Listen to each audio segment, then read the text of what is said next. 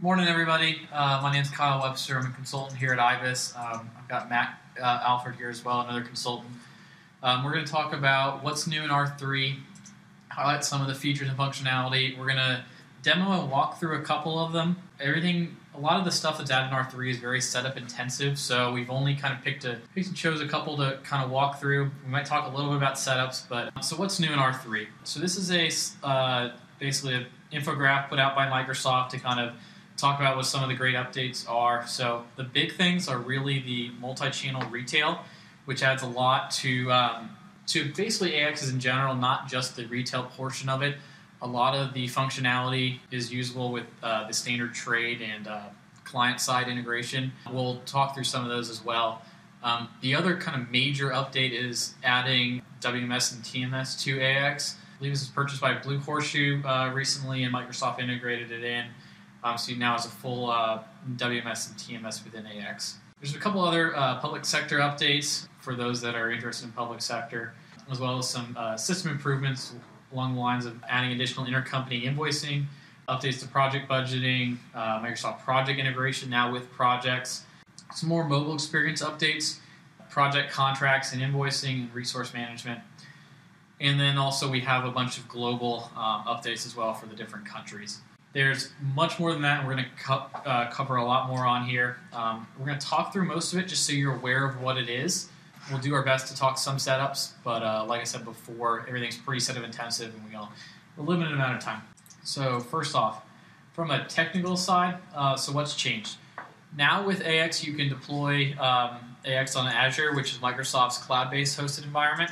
So we now don't need to go through a third party for hosting. So any new deployments or updates can be running on an Azure cloud. The X++ server compiler is now improved. Using a multi-threading technology, AX is now able to compile an entire environment in 15 to 30 minutes, which is down from about 4 to 8 hours depending on the database side.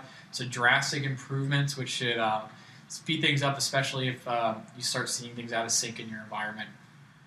3 new SSAS cubes have been added to 21 total. The 3 new ones are demand forecasting, demand forecast accuracy, and then trade allowance. We'll talk through kind of those new features there, demand forecasting and trade allowance briefly as well, so you can kind of understand what they're doing for. And the DIXF or DIEF, Data Import-Export Framework, is now up to 150 entities, so Microsoft is definitely growing the amount of data that lets you bring in using their tool. All right, hello, my name's Matt Alford. I'm a consultant here at IBIS, and I'm going to be walking you through some of what's new in R3 related to the warehouse and transportation management modules that were added to the AX platform. As you can see, there are 2 new storage dimensions which are key to using the new WMS functionality within R3. We have inventory status and license plate. And the license plate storage dimension will take the place of the pallet ID that you were familiar with in previous versions of AX if you are using a WMS-enabled warehouse. So when you're setting up a warehouse in R3, you have the option of selecting whether or not you want to enable the warehouse management module.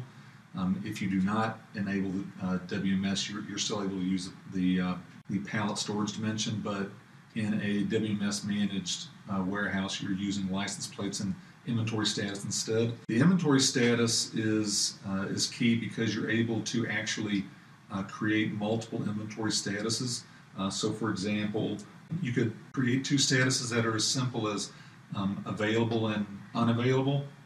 So you have the option of setting your inventory status of unavailable so that inventory with that status could not be reserved to a sales order. But you also have the option of creating as many inventory statuses as you want. So for example, if you had multiple portions of your inventory that were unavailable for reservation and you wanted to define the reason why they're unavailable, you could create custom inventory statuses to do that.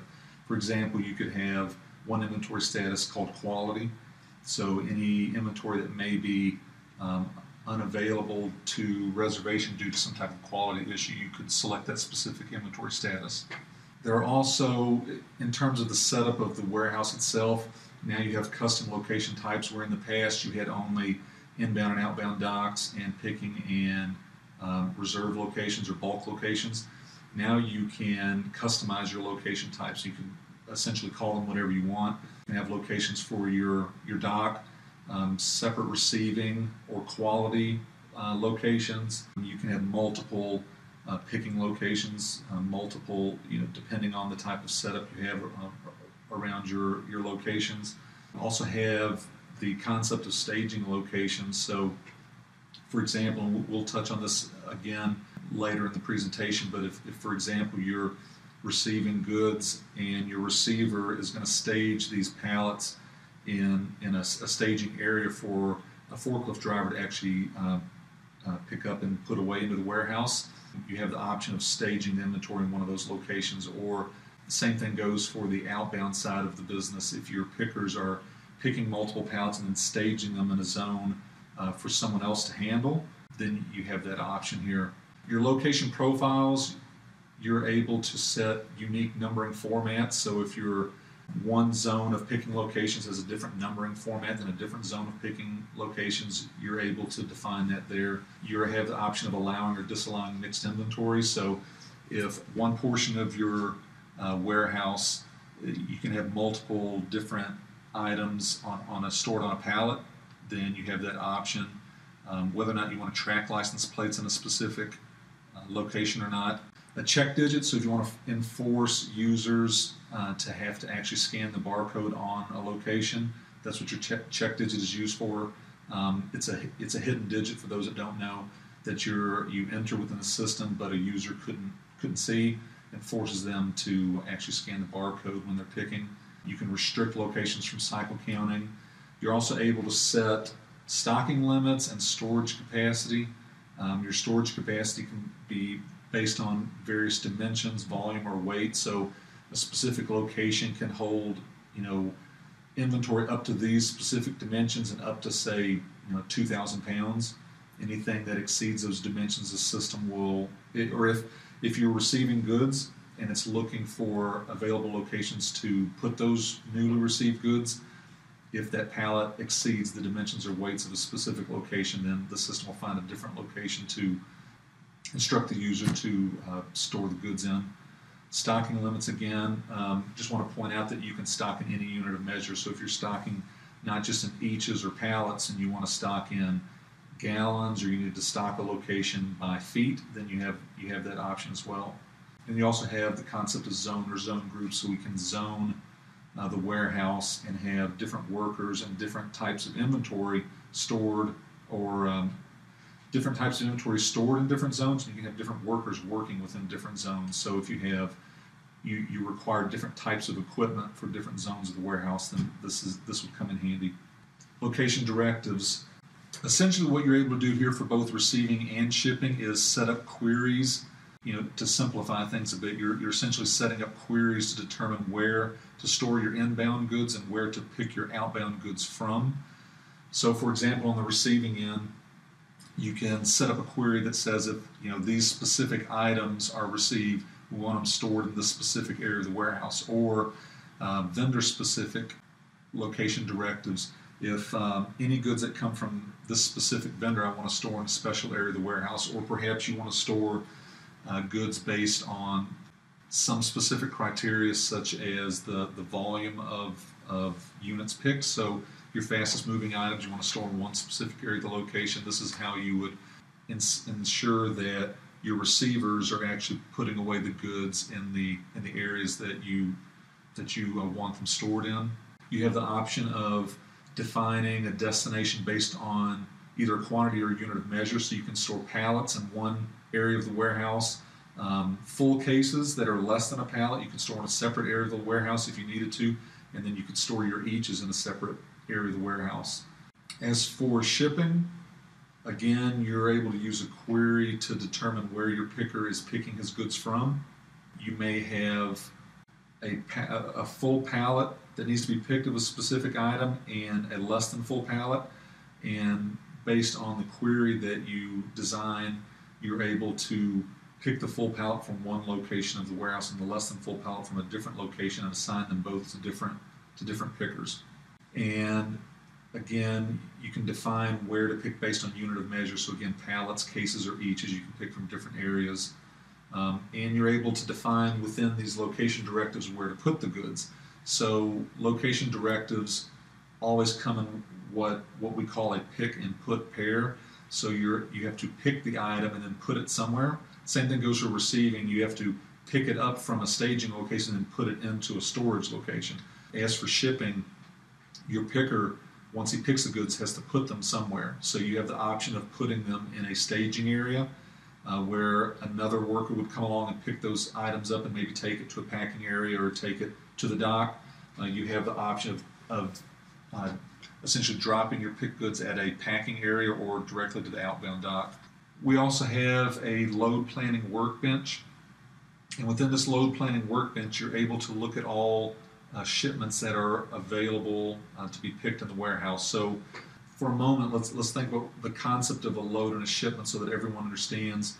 When a sales order is released to the a WMS-enabled warehouse, you can have it set to do this automatically, but whether it's manual or automated, you need to add that order to a shipment. And a shipment essentially is, if you think of a tractor trailer, it has multiple pallets on it. Each pallet's going to a different destination. Each of those pallets is a shipment. It's a set of goods it's going to be delivered to a specific address. The load is multiple shipments on that trailer. So a load within the WMS could be a single shipment or it could be multiple shipments. So you have the option of looking at all of the available shipments that are released to the warehouse, and by using this load planning workbench, you can actually select which shipments you want to mix together on a load. And then you're able to also use this workbench to manage truck lines or LTL volume limits. So if I want to ship a certain number of my shipments on one specific LTL carrier, but on any particular day you're going to exceed your volume limits on the trailer that is that you have staged for that carrier, you're able to recognize that from within the load planning workbench and then determine how you want to handle the individual shipments on that load. We also are introducing the concept of waves, where you're able to essentially take your released orders, create loads, and create work that gets sent out to the warehouse. So this work references back to the location directives that we were talking about a moment ago. So we're actually creating picking work. So we have pickers who now need to go out to the warehouse and pick the goods that have been released on this wave. That may also create packing work. It may also create replenishment work. So you'll notice here on the screen that we have listed two optional steps, containerization and replenishment, which I'll talk about in just a moment. But essentially, you have the option of configuring your waves so that replenishment work is also generated to refill your picking locations if necessary. You're able to automate the wave creation so that once you release a sales order to the warehouse, it automatically creates a wave. And you can even automate it to the point that it's automatically released to the warehouse, or rather, the work itself is automatically released to the warehouse. Or you can create the wave, but have someone manually review the waves and then release the work at a later time. It allows you to split the picking of your inventory between multiple locations. So if there's many reasons why you may do this, but just take, for example, if you have a sales order that requires 10 units to be picked, and you have one location that can fulfill the need because maybe it has 100 units in it, but you have another location that's merely empty and only has 8 units in it, you may choose to empty the one location first before picking from a new location. So in that scenario, you would want your wave to split the work between the two different locations. Inventory reservation hierarchy. It's an interesting concept within the WMS where you're able to determine at what point you want to reserve inventory. The most typical example is batch controlled inventory. You have the option of inventory, or rather reserving directly down to the batch level, or if you choose to, simply reserving to the location level and then allowing the user to select the batch once they arrive at that location. AX is also introducing the concept of work, and again, work is what it sounds like. It's essentially tasks that have been released to people in the warehouse to perform some type of work. Again, work is always created in pick and put pairs.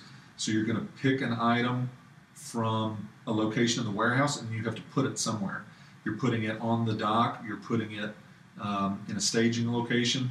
Same thing goes on the receiving side. You're picking it from one location and putting it in another. So we're creating, for every transaction, essentially you're creating both a pick and put work task. So again, if I'm a picker and I'm directed to pick inventory from a specific location, once I pick it, the system's going to direct me where to put that inventory. There are work classes that you can use to separate work between groups of workers.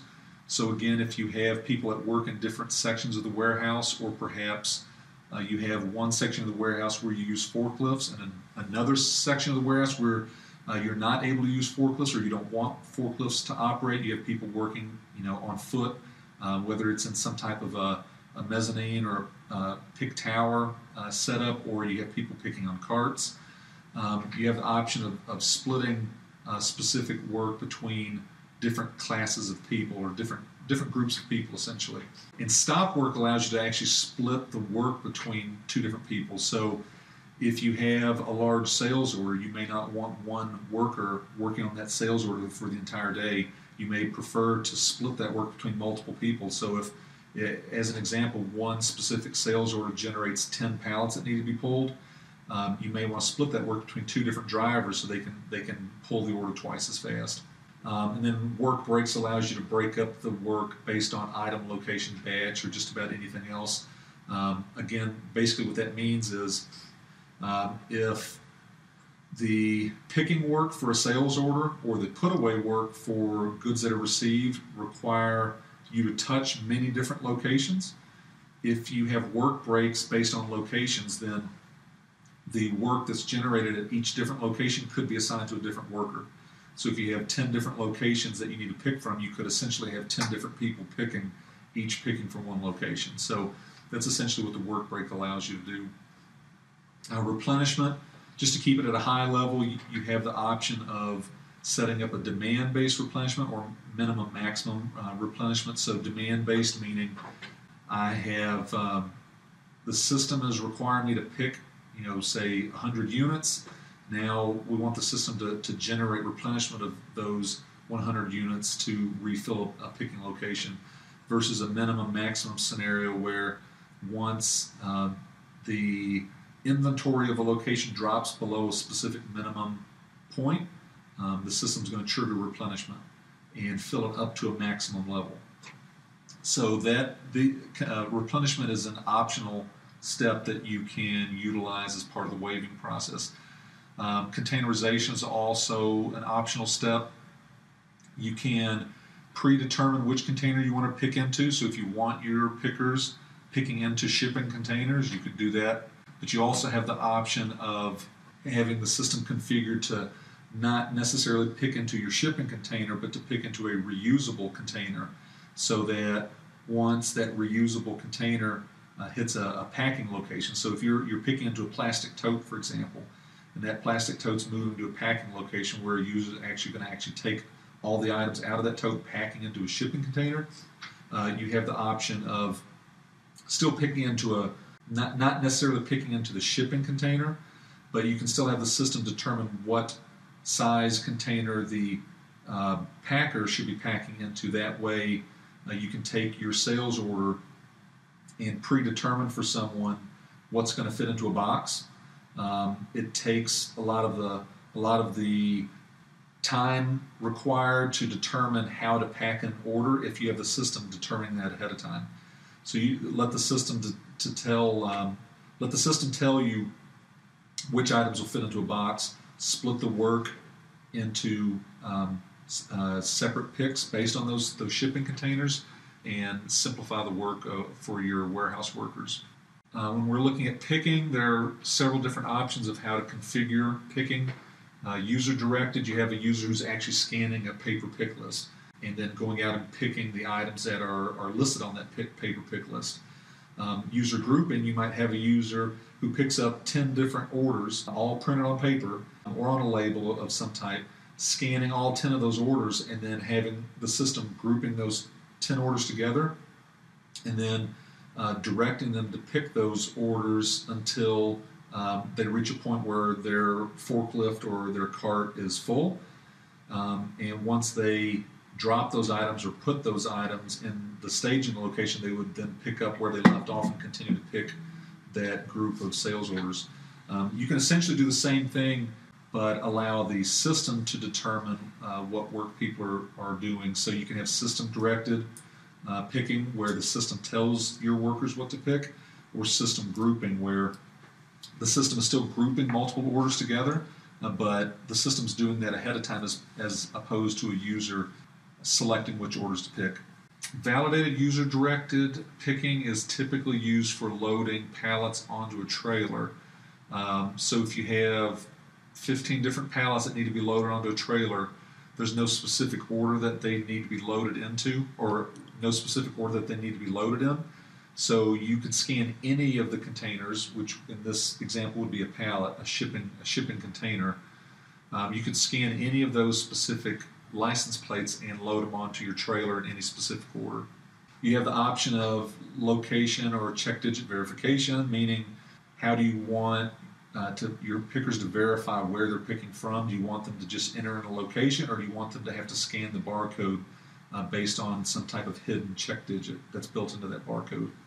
And then for short picks, any type of exception, you have different options on what the system will do when you have these exceptions. You can have trigger a cycle count, an immediate cycle count that your picker could perform, or even a cycle count that's directed to a different user. You could have it immediately zero out the on-hand of that location. You could have that specific pick be removed from the shipment, or you could have the back order or remainder quantity left out so that it could be replanned later onto a later wave. And we have packing functionality within the WMS now. Again, it allows you to scan into your shipping container. So this essentially means you have the option of having one person pick and another person pack, where you could have the same person do both functions, but it would essentially be a double check or an audit function where one person's picking and another person's rescanning that information and packing it. Allows you to verify that the correct items were picked. It also allows you to determine weights for the different shipping containers and manifest them if they are shipping via some type of small parcel carrier like a UPS or FedEx. So you have the option of doing all that at some type of a packing station. You're also able to view all containers for a shipment, which is a neat function in terms of the traceability of the various containers that are being picked for a shipment. You have the option of essentially seeing the status of those containers and verifying which ones have been completed and which ones haven't. You can also add and remove items to a container if necessary and reprint labels. You can also assign accessorial charges, so certain containers based on dimensions may have some type of oversized charge with your small parcel carriers, so you're able to assign those accessorial charges at this point if necessary. We have dock management, where we're able to restrict the mixing of loads, the mixing of shipments, the mixing of sales orders onto a trailer. So you can allow multiple loads on a trailer if you want, or you can restrict it so that you can assign a specific load to a specific trailer and enforce that only that load can go on that trailer, and only shipments from that load can make it on that trailer as well. The last bullet there underneath the dock management section mentions that you can have validated user-directed loading, which prevents loading the shipment onto the wrong trailer. So again, if you have 10 shipments on a load and that load is assigned to trailer A, and a user attempts to scan one of those shipments onto trailer B, they'll get an error message and it won't allow them to load that shipment or that pallet onto the wrong trailer. You also have the option of anchoring a sales order to a dock location. So as someone is picking an item, they can anchor the first set of containers that they pick for that sales order to a dock location, and then if other people are picking for that same sales order, they're not able to locate those items to different locations. That way, it ensures that all of the items being picked for a sales order are located on the same dock location. Shipment details. You can display or you can look at consolidation opportunities based on delivery addresses. So if you have multiple shipments that were waived at different times, but could essentially ship together, you will be able to you'll be able to look at that through the warehouse management functionality. Shipment confirmation will post your packing slip to the sales order, and this is the point where you can also print your bill of lading and any other documentation. And you can also send outbound ASNs at this point. So the R3 version of AX does have the functionality of receiving based on inbound ASNs and shipping out outbound ASNs as well. When referencing transfer orders, so if you're shipping inventory between different sites, this is all integrated within the WMS. So you're essentially using all of the load, wave, and mobile device functionality that we've already talked about. Once the load is confirmed, the transfer order is automatically moved into shipping or ship status, and the inventory on that transfer order is then moved into your transfer warehouse. And at the point of receiving, the receiver in at your other site, at the receiving site, doesn't need to know what transfer order they're receiving. All they simply have to do is scan any license plate off of that transfer order, and the system then would know which order is being received. I assume that's just transfer orders, not transfer journals. Right. Integration with the mobile device. You have the option of creating custom menus, so that there are menus that are already created within the WMS module, but you have the option of creating custom menus. So if you have specific users that may only use a couple of select functions, and instead of bouncing around between different, say, shipping and receiving menus, you want to create a custom menu for those people, you can do that, and then you're able to assign users access to any one or multiple menus. You can limit people so that they don't have access, say, to a shipping menu if the person only works in receiving, for example. Then I have a list of different functions that you can actually perform on the mobile device, picking, receiving, cycle counting, inventory adjustments as an example. And again, here I just mentioned that you can receive based on an ASN via the mobile device. And it's also interesting, you can pass notes to the mobile device from the sales order and purchase order, which is key. So if there are notes on a sales order that you need your picker to see, you have the ability to do that. Improved cycle count functionality. You're able to develop cycle count plans for items. The cycle count functionality in R3 is significantly more detailed than it was in previous versions. There are a lot of different options around cycle counting. You can automate the creation of cycle count work that runs on a batch job based on various criteria. Location thresholds. Again, this is for automated cycle count creation. So once a location, let's say for example, any location in a specific portion of your warehouse, once the on-hand inventory drops down to 1 unit, you may want to automatically trigger some type of cycle count. And you can also trigger replenishment based on the cycle counting results as well. The next bullet's actually a typo that's supposed to say spot counts. But essentially what that means is you can actually walk up to a location and initiate a cycle count without the system requiring you to do that. And then the last bullet is supposed to say pending supervisor review. So essentially what that means is you also have the option of requiring all cycle counts or certain cycle counts to undergo a supervisor review before those transactions actually affect inventory. So for example, if you have a worker that goes out and cycle counts a location, and let's say the location is 100 units worth $10,000, and they cycle count it to 0, so you're essentially taking a $10,000 loss. you have the option of having a supervisor review that before that inventory adjustment actually hits your GL. But at the same time, you're able to essentially only restrict certain users. So your warehouse manager or your inventory supervisor may not need to, in any cycle counts that they perform, may not need to undergo any type of review. So you're able to select whose counts get reviewed and whose do not. And the final slide on the WMS, you're able to perform or create different descriptions or different types of inventory adjustments, which and actually goes for inventory movements as well, which I think will make a lot of people on the financial side of the business happy. Whereas in previous versions, this was difficult to do within the WMS. A WMS-enabled warehouse, you're able to create different stock adjustment descriptions or reason codes, if you will. So this example I have displayed on the screen here, it's very, very easy to go in and click the new button and create a new inventory adjustment type. And then when you're reviewing inventory adjustments or inventory movements at a later date, you're able to sort or filter or report based on the inventory adjustment types. And finally, labor standards. You're able to organize your workers into different groups, whether it be shift 1 and shift 2 or pickers and packers or any different types of groups that you can envision.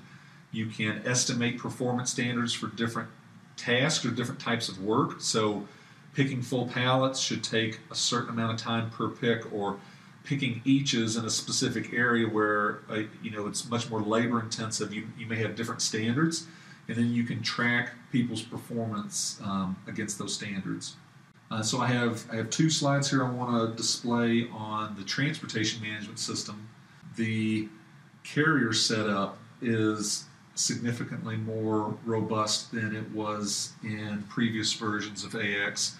You're able to enter in a website and tracking URL for the carrier. So if you're tracking pro numbers, if it's an LTL carrier, or you're tracking the small parcel tracking information, if you have the URL set up for that carrier, you can simply click on the tracking number within AX and have a window open up where you're able to actually track that pro number, that tracking number on the carrier's website. You're able to enter a pro number sequence. So if you have a book of pro numbers from your LTL carrier, you're able to enter in the first and last numbers from those books and have the system automatically assign the next pro number to each individual bill of lading that you're creating. You're able to enter the SCAC code for the carrier. You're able to create a fuel index for the carrier, where it's assigning fuel charges based on different criteria. Accessorial charges, so carriers have liftgate charges and residential delivery charges and all these different accessorial fees. You're able to configure those within the TMS. You're also able to constrain a carrier to a specific warehouse or to a specific customer or a specific item. So if you only want to use one specific carrier when you're shipping out certain fragile merchandise, for example, you could set up a query that will constrain shipments of those items to only those specific carriers. Or maybe you use one specific carrier for local delivery, I shouldn't say local, but deliveries throughout the Southeast from your Atlanta DC, but maybe you have another DC in, say, Denver, and you don't want to use that same carrier when you're shipping to Atlanta from, or I shouldn't say to Atlanta, but anywhere in the Southeast from your Denver DC, you wouldn't want to necessarily use the same carrier that you're using when shipping to that same destination out of Atlanta. So you're able to constrain certain carriers to specific warehouses. They've introduced a rating engine within AXR3. It allows you to rate shipments based on the negotiated rates you have with your carriers. You're able to set up weight, piece, and volume breaks for rating. So any shipment that's less than 10 cartons or less than 150 pounds automatically goes small parcel. Anything over either of those criteria would automatically ship via some type of LTL carrier. So you're able to set up these rating breaks, and then the rating engine will actually pull based on the dimensions and volume and weights of your shipment. The AX will actually use this rating engine to compare against all of your negotiated rates and determine what the cost would be to ship it via different carriers. And the same thing goes with routing. You're able to use transit time, mileage, and zone engines to determine to help you determine which carrier would best suit your needs for a specific shipment. So, one carrier may cost a little bit more, but perhaps transit time's better. These different engines will allow you to see all of that information all in one place. So you're not navigating to 3 different screens. This is all encompassed within one screen within the TMS, where you're able to rate and route your shipments. And if you're a transportation company, you're able to also use this TMS to help manage hubs, help manage transportation between hubs, and help manage your equipment. So your tractors and your trailers and your chassis and the different equipment that you may have, you're able to manage all those pieces of equipment within the TMS. And the final slide here in the TMS, just want to point out a few other features. You're able to control or track driver check-in and check-out. So whether you're a distributor requiring drivers to check in and check out, or you are a transportation company who wants your drivers to check in and check out at various destinations, you're able to do that within the TMS and R3. Appointment scheduling, you also have the option of creating reason codes in case appointments need to be changed. You're able to track why they were changed. Freight reconciliation. So on the AP side, there's a freight reconciliation tool that allows you to compare your freight bills to the estimated freight charges that were generated by the TMS. And you're also able to rate and route, or not route, but rate your shipments based on NMFC codes, LTL class, and we're also able to track, harmonize, and STCC codes on various items within your inventory. So with that, wrapped up at a very high level, the changes within R3 that are related to the WMS and the TMS. And we're going to hand this over to Kyle to continue with some of the other features that are new within R3. But once the presentation is completed, we'll put our contact information up, and if you have any additional questions, perhaps a little more detailed about the WMS and TMS, feel free to reach out to me. Cool, thanks, Matt. All right, we are going to move on here to talk a little bit more about some of the other functions in there, specifically around, we'll start with finance first. So pretty much the only major change around finance is we can now transfer opening balances for balance sheet accounts across multiple legal entities at once. So this should help your kind of year-end close process, where I know it's going to be a very tedious process if you've got multiple legal entities. Also, AX has finally condensed the number of postings for the product receipts and vendor invoices. Before there were 4 postings for the product receipts and 6 for the vendor invoices. They've condensed those down to I believe 2 and 4 respectively. Basically, AX was just hitting a clearing account on all those entries. So it should make the accounting and if you have to dig back through any of your accounts, a little bit easier to find out what's going on. Demand Forecaster. So this is a new tool to AX. Basically, if you remember, I mentioned earlier some of the new cubes.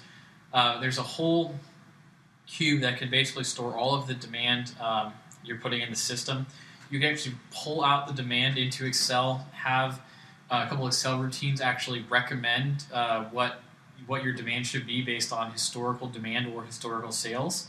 Also let you manually adjust demand. So if you're getting demand in from a customer via EDI or something, You can quickly pull that down in Excel, manipulate it, do some calculations on your own if you want to kind of smooth your demand or zero out things for like Chinese New Year and other holiday outages. So you can basically manage your data in Excel using a pivot table and view the data and push it right back to AX, which makes managing the forecast much easier. The previous version of forecasting in demand was a little tedious to do. Each period or day essentially was its own record, and there wasn't really a good way to kind of view it in a grid. This basically lets you manipulate the data a lot better and quickly make changes on the fly and push it back in. So that's what the new demand forecast cubes are. One of them stores the actual data for the forecast, and the other basically lets you can actually calculate the accuracy of your forecast to actuals. So if I had a forecast planned for 2014, I could run an accuracy check and see how I did each month or each week, however I have my periods broken up, to see how accurate was my forecasting to my actual demand. So pretty cool. There's also a remove outliers function in there, so you can kind of quickly let AX or really SQL just take a review of your forecast, see what looks odd, like maybe someone accidentally added a zero and changed from 20,000 units to 200 units or something like that. So you can kind of quickly let AX identify what the outliers are for any huge demand spikes or drops, and then you can address those. So demand forecaster, call centers. This is what I'm going to kind of demo here in a second.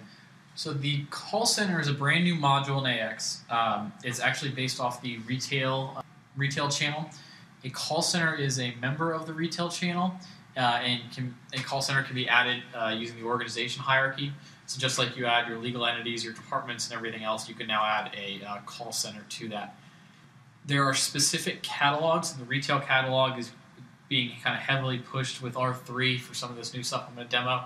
So you can actually have specific catalogs for individual call centers. They've added some functionality where you can kind of quickly also transmit those catalogs, so via email, or just set a reminder basically for a user to mail or fax portions of the catalog over. In there, there's also the direct delivery workbench, which I'll talk about. All right, so let's jump into AX. Okay, so I'm here in AX. I'm in an R3 environment. You'll notice there's a couple new modules in here. So Matt just covered all the WMS stuff is located in the warehouse management module, TMS in the transportation management module. We now have this call center module, which is new, the trade allowance as well. I think those are the only new modules in here. So I'm going to jump over to the call center.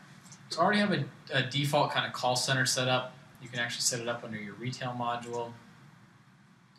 So under retail channels, there's a call center. And within that, we have a generic call center set up. You can actually assign users to the call center as well. So if you've got multiple call centers, you can assign actual users to it. That just basically allows a lot of the defaults and some of the reporting options to be loaded onto any sales orders or customers, prospects that a member of the call center would enter. All right.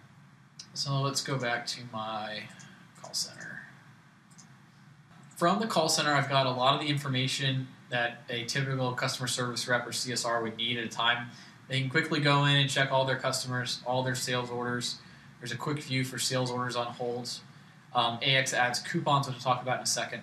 But I think the biggest add here is this customer service option. It's located under journal. It's not actually a journal, but that's where they decided to put it. So this customer service form is basically all you need really to manage an inbound phone call. So if I have someone from Birch Company calling me, I can just quickly type in the search word here.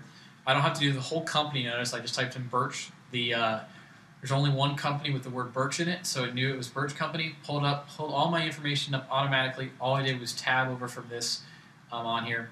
You can see I've got my generic customer information at the top. I've got notes, so I can actually enter some customer notes on here and have that displayed. So these were added yesterday. I've got all of my sales orders for the customer. I can scroll down as well and see the actual line detail of an order. So rather than having a customer service rep, so I'll go into all sales orders, filter by the customer they're talking to, try and find the order. This just makes it a little easier to kind of flip between everything. At the top also, we have our show options. We can quickly hide the open orders. So if somebody's calling about an invoice, I can just show my invoiced orders, pull up the information here. They also added the function to archive a sales order as well. So you can, once something's maybe over a year old or 6 months old, you can choose to archive a lot of that sales order data and push it off so users can do it that way. Also at the top here, I want to talk about some of those features. So if I'm on the phone, somebody's calling in for, let's say they're a member of Walmart. There's no Walmart in the system. All I did was tab and it pulled up a list of anything with Walmart in it. I can create a new customer here. I can edit an existing customer if there's one already exists. Or if there's multiple customers, so if I type in Contoso, for example, which is the Microsoft demo company, you can see there's multiple Contoso companies in here. I can see, this person was added twice. Let me just go ahead and merge the customer together and it'll merge all that information for you. It's a lot of kind of quick at-the-finger information for our customer service reps.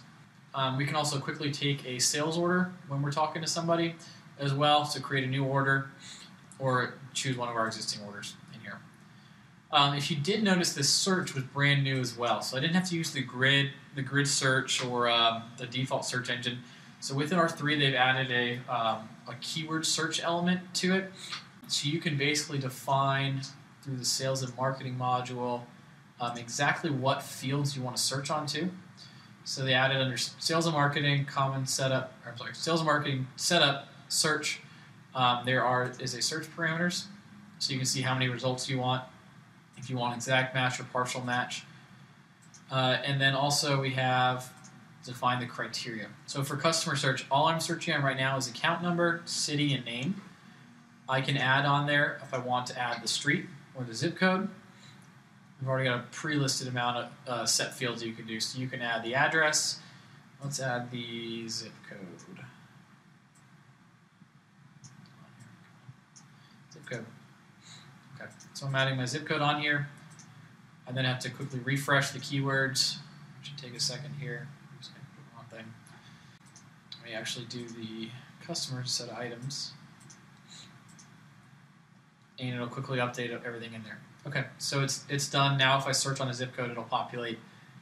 We do have customer search for items as well, so you can have different fields set up for items. And also there's a prospect search, so you can determine what criteria you want to search on for that. All right, so back to my customer search here. So if I type a zip code in here, let's see if we have any 303 zip code. Let's do this, Contoso. So my zip code here is 92114. So I just type in 92114. It knows that's this Contoso San Diego. So I don't have to specify what field I'm looking for. I think you can actually do that and check. You can actually search on some specific things if you're looking for it, which is kind of quick search, a little bit easier. So when you've got somebody on the phone, you're not trying to type through multiple fields and figure out who you're talking to. Some other kind of cool things on here. So we have the details, so you can view other addresses for them, the contact information, so you can make sure the phone number is right. If it's wrong, you can go in there and update it. You can actually go to the customer account or view the back order lines because that's usually a hot topic with people calling in. The other cool thing is you can add notes from right here as well. So I can add a note to the customer on here. So here's the different notes I created. They then show up here. And then you also see related orders as well. So if they have direct delivery, things like that, you can pull those up. Last two buttons to talk about is the send catalog. So I mentioned earlier there's a retail catalog. That's pretty setup intensive, so I don't want to talk too much into that. Just note you can create special catalogs, assign images and text to them. You can have specific pricing for these catalogs. If you have a catalog set up, you can actually send it to the customer. So there's a whole send routine here to send a number of catalogs to them. Lastly, case management, which is an older feature, but if you had any issues or anything with a customer, if they they complained about quality or something and you were kind of logging a case or a complaint, you can view that information here through case management. Okay, so that's kind of the quick summary of this customer service field. I like it a lot. I think it's really going to help a lot of our customers and clients out and make your lives a lot easier. So let's go back to our PowerPoint here for a second and talk through some more things. Okay, we'll come back to the delivery workbench. We talked about catalogs a little bit. and a little bit about the call center itself. So sales order changes. So just like, so we added custom scripts for customer service reps to recite. So you can actually now create a script for that you want your customer service rep to read off maybe every time they answer the phone. So, hi, thank you for calling IVIS. My name's Kyle Webster. How can I help you today? You can basically create a script for that, or they may have something like, hi, welcome to IVIS. My name's Kyle Webster. Have you ordered our, this great phone we're making here? Whatever it is, you can kind of create custom scripts to help them try and promote items, or just try and keep consistent quality levels across all your customer service reps. We also added, like I talked about, the customer search by keyword. That also works on the sales order. There are order holds we put in place. So an order hold will prevent an order from being processed. You can have AX basically put an order on hold for a credit limit, or for maybe a quality defect in the item, or any number of reasons. Maybe if just the order if it's over a certain dollar threshold, we want to hold off on processing this order without getting it reviewed. This is pretty new to standard AX. We now have upsell and cross-sell notifications as well for customer service reps.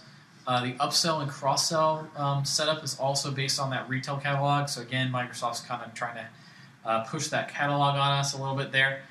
The great thing around the upsell, cross-sell in R3 though is you have scripts as well with that. So when someone selects let's just say a base Windows phone, maybe it's a 4 gig model, we offer 16 and also a 32 gig. You can have a script next to it that says, great, really glad you're interested. Have you also looked into the 16 gigabyte model, or have you looked into the newer version of this phone as well? To try and give your CSRs notifications of what to cross-sell, and also kind of how you want them to dictate or what language to use when trying to upsell or cross-sell something. The other cool thing in there as well is all the images and pictures you've been storing in AX that have only really been used for the online portal. You can actually display those to your CSRs as well, so that they have kind of a product to look at. Kind of maybe if a customer asks questions about it, they might be able to answer it and get some help from the picture.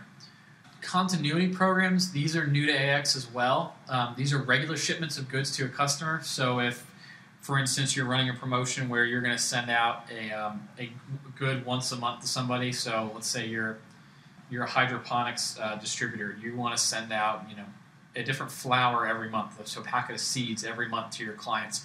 So maybe they can enroll in a program that's sign up now for $100. You'll get 12 seed packs once a month for based on the seasonality or anything like that. You can set up this continuity program so that orders will automatically be created for picking and shipping through the WMS and TMS, and regular shipments of these seeds can go out. You can specify what each product is you're selling. So if you're sending different ones every month, or you could be sending the same thing every month. Maybe you've got I'm trying to think, like Dollar Shave Club, for example, is a pretty popular company right now where they send razor blades every month. So you just sign it, you pay a monthly fee, and they just kind of continually sell you razor blades. So it could be the same razor blade over and over again. So you kind of have the flexibility where you're selling different products or the same products. We set it up as a continuity program. They buy it once, and it basically just keeps on sending orders out for the life of that program. And then you can also choose billing on that, whether it's a bill up front or a bill per month. You can manage all that as well. Full text keyword is in the item search as well. So just like I showed you with the customer search, we can do that with items. As I mentioned earlier, we have pricing specific to call centers, so that's another field added to the trade agreements if you're using that. And coupons, which are new to Dynamics AX. We can now apply and create coupons on the fly. So there's another way to manage discounts rather than setting up any kind of coupons you would have as specialty deals as discounts or multi-line discounts and trade agreements. You can manage them as they truly are in a coupon. So one more slide to talk about sales orders, and then we'll jump back into AX. So new to AX also is installment payments. So now you can have down payments or multiple installments. So if they're paying off an order with 25% over 4 months, 25% each month, you can manage that. You can also, there's an expedited shipping mode which also ties into WMS and TMS. So you can kind of flag an order for expedited shipping. Your warehouse guys can make sure they pick and ship by the right mode of delivery and everything else in there. Some more back order opportunity here to have automatic notifications if back orders have been shipped or canceled to customer service reps. And also you can say, if a product's been back ordered for 90 days, just go ahead and cancel it. So some automatic function in there to help kind of cut down the daily busy work, so to speak, of managing your inventory. So with R3 as well, we added this concept called sales order events. So sales order events are kind of the history of the order. So whenever a new order or new line is created, there's a creation event that gets stored. If a price or quantity gets updated as well, that event is stored. So basically a sales order history, it tracks who made a change, what time it was made, what the change was. So a little bit better tracking when you kind of used to do this on the database side and notify users if a quantity or something changed or using a change-based alert. So this is a more formal form to view everything in. It's not quite as database intensive because those logs can get insane. And they also can be purged as well. So if you realize you've got a ton of events coming up or a ton of sales order events as you're kind of slowly building an order, because maybe you're building a 150-line order and don't want to track every line there. Once you kind of confirm the order, you can choose to purge it, and then anything from that point on can be tracked as well, which that functionality you didn't really have with database logging. Like I showed before with the notes, we have notes for customers, orders, order lines, and they can all be created and viewed from the sales order, where before you only had notes either at the header level or the order lines level. Now you can see notes specific to customers, which is great when you've got certain requirements like this customer can never ship UPS or LTL, so the customer service rep will know that up front. We also have fraud checks, which are new. So if either the customer service thinks that something kind of fishy is going on, where the quantity is super high, or maybe to a new address, it's more of a residential location, something like that, they can kind of put some fraud checks in place. You can have AX automatically check for fraud if there's based on different variables. So you can do pricing. You can do if just the quantity of the order becomes so massive that you think it might be a kind of a hoax, something in there, something fishy going on. You can basically put the order on hold and also just notify somebody to take a look at it. Lastly, for the orders, serial numbers can now be registered when preparing the packing slip or invoice, which is new. It used to be kind of, you had to assign it up front, possibly delete and remove your line to get the right serial number in there. So just kind of an easy use of, as you assign a product, they can either auto-assign serial numbers, or you can manually choose which ones to ship. We'll let your warehouse guys basically make that decision when they're picking it. So like I mentioned before, scripts can be added to products and displayed on the sales order. So again, if you want to try and use specific scripts for how to sell an item or upsell an item, you can do that. We talked about upsell and cross-sell. The cool thing as well, they have a priority assigned to them as well. So if you have multiple upsell opportunities, you can kind of prioritize them. So the reasoning behind this is if you have a ton of stock in item B and only a little bit in item A, maybe you want to try and get rid of some of the inventory in item B, so you set B as a higher priority, so the sales rep knows which item to try and upsell. There's also some enhanced pricing details information, so you can kind of go back to the original trade agreement, discount, or miscellaneous charge on there and kind of see how that traces back, as well as we now have a price override option as well. So if a user tries to override a price, we can now require approval process or a manager basically to override the existing price. That works for both actual sales prices, discounts, miscellaneous charges. So there are 3 separate entities there. All 3 can have different setups and requirements on them. And we also added the concept of price matching as well. That's all new to sales orders. One other thing I actually don't have listed on here is we actually have margin alerts. So if we display the margin on the sales order line, if it gets below a certain level, you can have kind of a notification with either a line color or maybe a pop-up to say, we're below an accepted or required margin, so the customer service reps know really how low they can go if they're negotiating prices over the phone. Still along the sales orders in order to cash side, we have cash and gift cards are now acceptable methods of payment on the sales order. You can actually have multiple methods of payment as well on there. So now, previously, you basically had to, each invoice had one method of payment on it. You can set amounts, so you could have a it's a $50,000 order, you could have $25,000 down as cash if somebody came to pick it up, and then pay the difference on a credit card, something like that. Also, the great thing on here is you can also have multiple credit cards as well on an order now, which you were not able to do prior to R3. Gift cards as well are brand new to the retail side, so they're exposed to this. We can now use gift cards on a sales order. Check holds are also put in place too. So if someone writes you a check for a good and it's over a certain limit, you can place a hold on the check so that somebody can basically validate that the check is valid, and also keep your order until the check goes through. And also process check refunds, which is new to payment functionality. So if someone, or overpayments or underpayments. So if someone writes you a check for $150 on a $100 order, and you're supposed to give them $50 cash back, we can now handle that in AX, which before would have been a little bit of a workaround.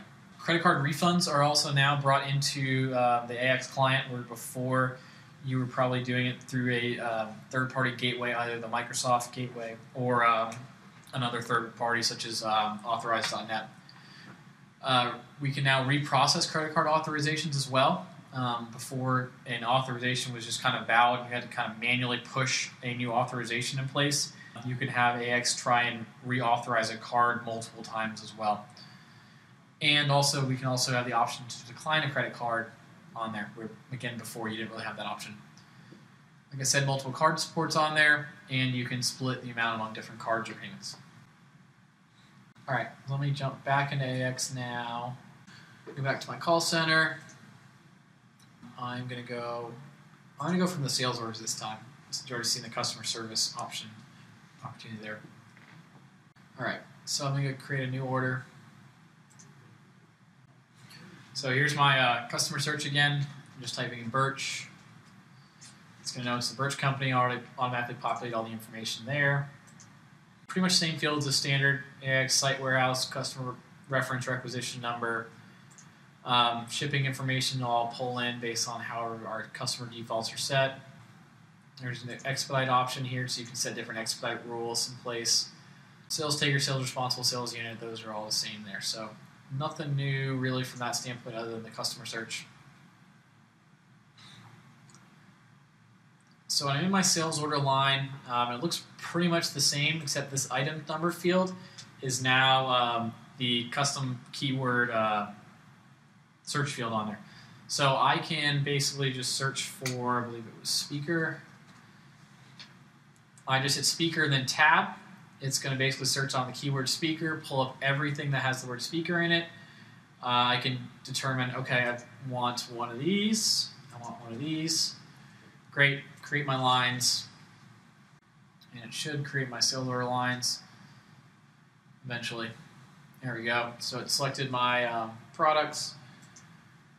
Give me the issue with reservation, but that's all right.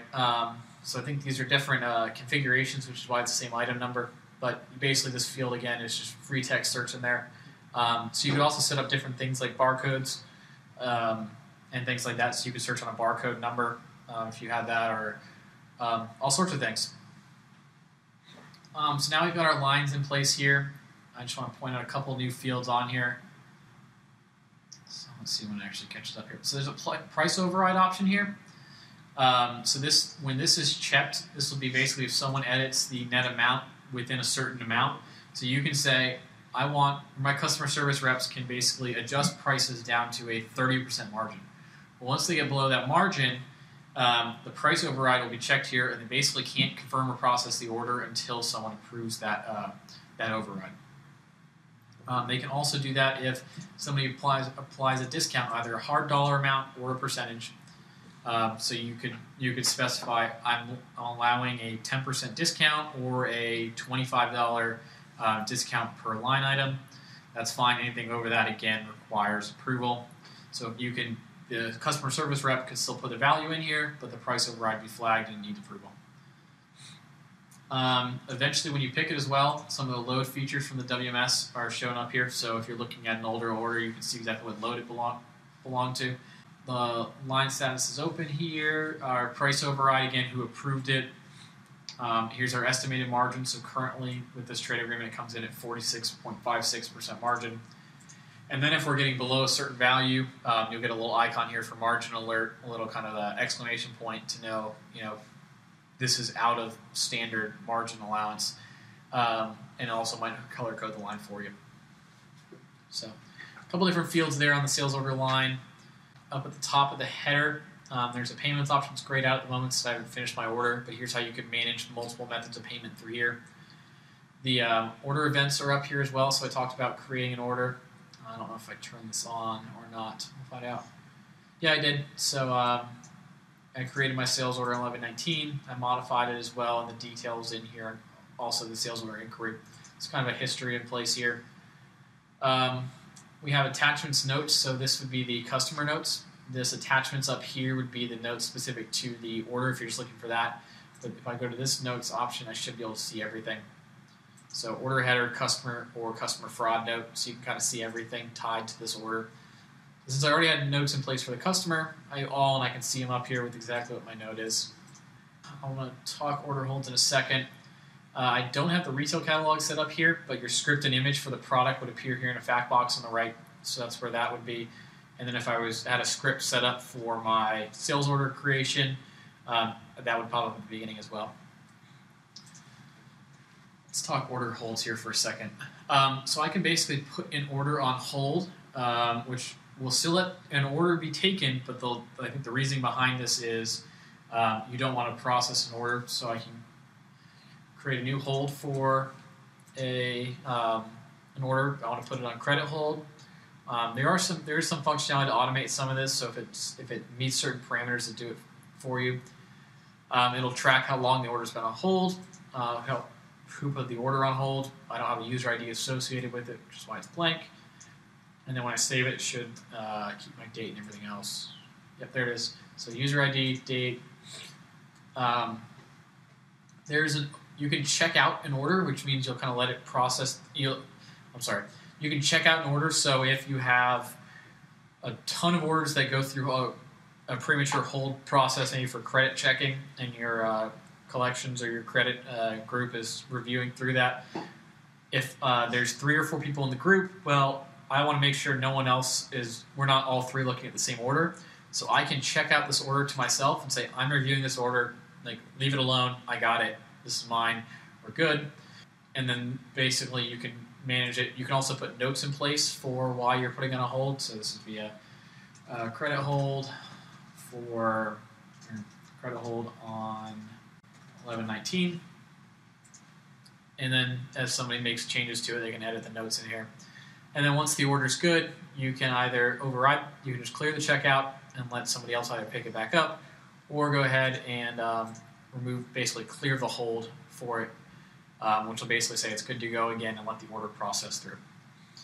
There is some functionality as well as when you clearing that hold, if you want the system to kind of push the orders ahead so that you're, once the order's cleared, if it's by a certain user or meets some conditions, it'll then automatically drop to the warehouse for picking along those lines. Those are the main ones, and I kind of want to quickly actually, let's talk coupons for a second. I just want to point out there's a coupons option on here, so we can manage coupons. Not sure if I have it set up or not. Yeah, I do. So I can, if there's I've got a 5% off holiday 2014 coupon in here. I can select that. It'll actually store the coupon number, the description on here. The coupon setup's pretty robust. It's got a bunch of options for you. Whether it's a one-time use coupon, do we need to reissue it? Is it customer specific, or who's it for?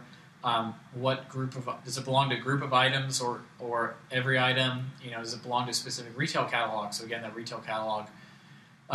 Is it exclusive, meaning can it also be combined with discounts?